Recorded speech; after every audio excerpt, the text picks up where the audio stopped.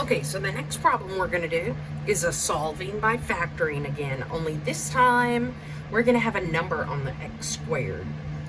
Okay, so first I get it equal to 0, but I know you might want to move the 6x squared to the right, but don't. This 6x squared is already positive, so don't touch it. Instead, I'm going to move this 13, so I subtracted it over, and when you write it, make sure you put it in order, the squared, the x, the number. Okay, then I'm going to factor a funky way that I learned from a high school teacher, and that I used to do when I was a high school teacher. First, I draw 2 sets of parentheses, just like we did up here. I slap some x's in it, just like we did on this last example. But now, because I have a number on the x squared, I'm going to use a fraction bar. Just watch this sorcery. And I'm going to put the number from the x squared underneath that bar. So 6. Now, out to the side, I'm going to do the same thing I did up here, where I add to the middle number, or the b, which is negative 13. Only now, because of that darn 6, I'm not just going to multiply to the last number like we did on the last example. I'm going to multiply to the first and the last number. 6 times 4. And that gives me 30. And the reason I'm doing that is because there's a number on that x squared. If it was a pretend 1, like the last example, I don't have to do all this haberdashery. Okay, so let's see here.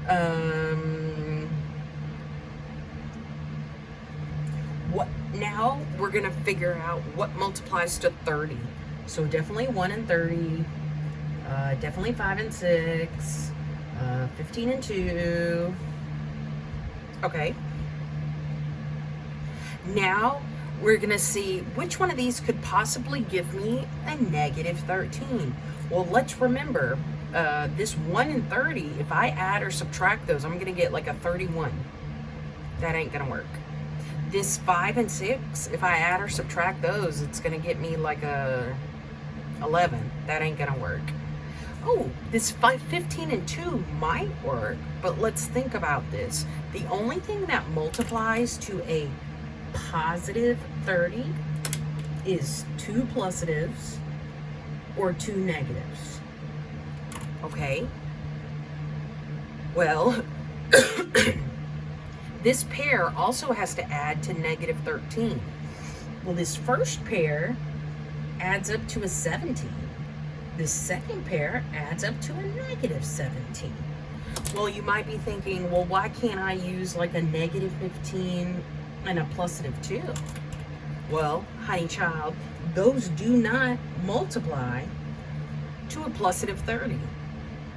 They multiply to a negative 30. So we cannot use that pair. Well, farts, what else is there? Oh, I forgot. 10 and 30. Yeah. And again, we're either going to have 2 positives to multiply up to this positive 30, or we're going to have 2 negatives to multiply up to this negative positive 30. So now let's see which one of these adds to the negative 13 I want. Well, the first sucker adds to a 13. The second sucker adds to a negative 13. So negative 10 and minus 3 is the pair I want. Now what we're going to do is we're going to take that and we're going to plug it in to the tops of the bars for a big fat minus 10 and a big fat minus 3. Yeah. Okay, the last step is we're going to reduce to smaller fractions or reduce to whole numbers, whichever one. So let's see here. This 10 over 6, you can divide the top and the bottom by 2, and you get 5 over 3. This 3 over 6, you can divide the top and the bottom by 3, and you get 1 over 2. Yeah. And then the last step is we take the denominator and we throw it up on the x to make 3x. We take the denominator of a 2 and we throw it up on the x to make a 2x. So this becomes 3x, because I took that 3 and threw it up. I I still have this big fat minus 5. And 2x minus 1. Whoa, we just factored it.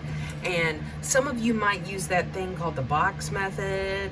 Some of you might use that thing called the AC method. It doesn't really matter as long as you use one of them correctly. If you can't use either of these correctly, you better use mine. Okay.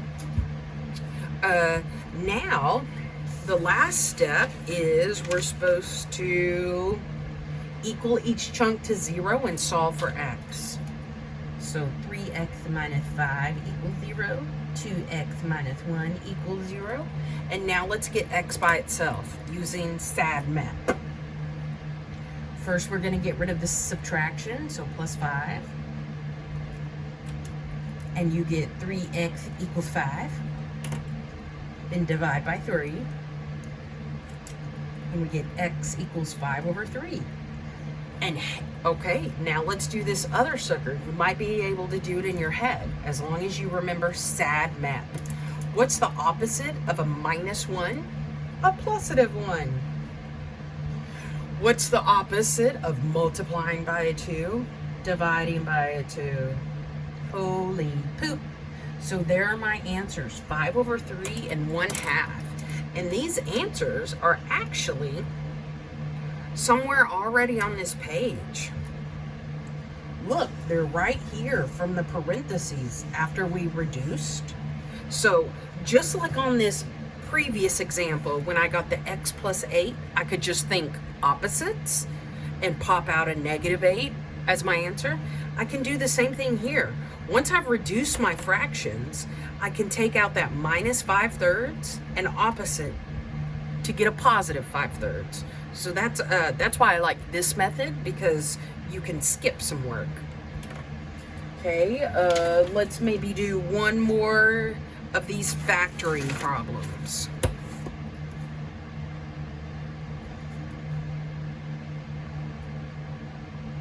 Okay, let's say we have 2x squared minus 9x minus 5 equals 0.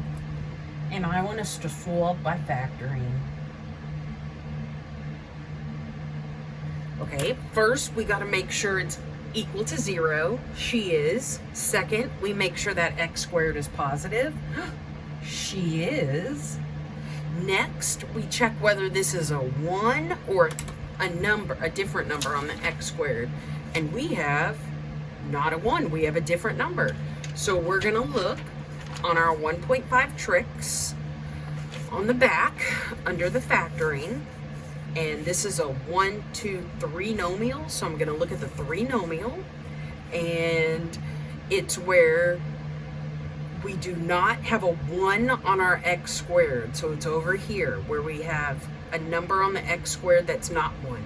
And we follow these steps. We write down parentheses, x's, fraction bar. Okay. So parentheses, x's, fraction bar, parentheses, x's, fraction bar. We write down the number for the a, and the a is whatever's on the x squared. So 2's go on the bottom. Then out to the side, we write that it has to add to the middle sucker, -9, and multiply to the first times the last, AC. And that's because there's a number on this x squared. If we look at our how-to steps for when there's a 1 on the x squared, we just have to multiply to the number that is our c. When we have a number on your x squared, we have to multiply to the number for a and c. So let's multiply 2 times -5, and that makes -10.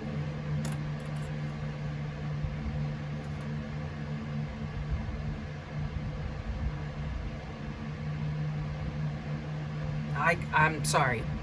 I got stuck for a minute. Okay, then we're gonna figure out what multiplies to a 10. Well, lots of things. 5 and 2. Now let's think about the signs. The only thing that multiplies to a negative is a plusative and a negative, or a negative and a plusative. Okay, what else multiplies to a -10? Maybe Juan and 10. I always forget about my good friend Juan. And it could be a +1 and a -10, or -1 and a +10. Okay, now we have to find the pair that satisfies both adding to -9 and multiplying to -10. Well, these first two suckers give me some kind of 3 when I add them. These second two suckers, the 1 plus a -10 makes -9. The last sucker, -1 plus a +10, gives you regular 9. Well, we want to add to a -9. So the pair I'm going to use is this +1 and -10. And that's going to go on the top of these fraction bars.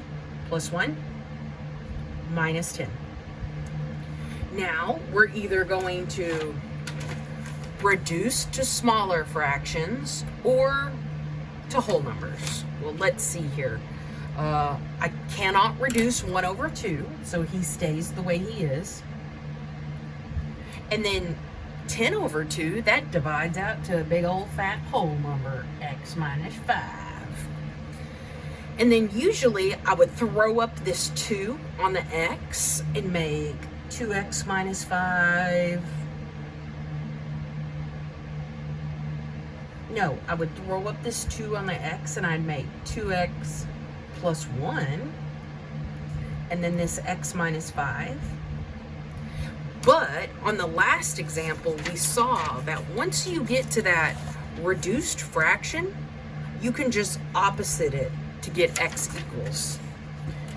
So if I equaled both of these to 0 and got x by itself, I just get that opposite. So the opposite of +1/2 is negative. The opposite of -5 is +5. Hey, baby.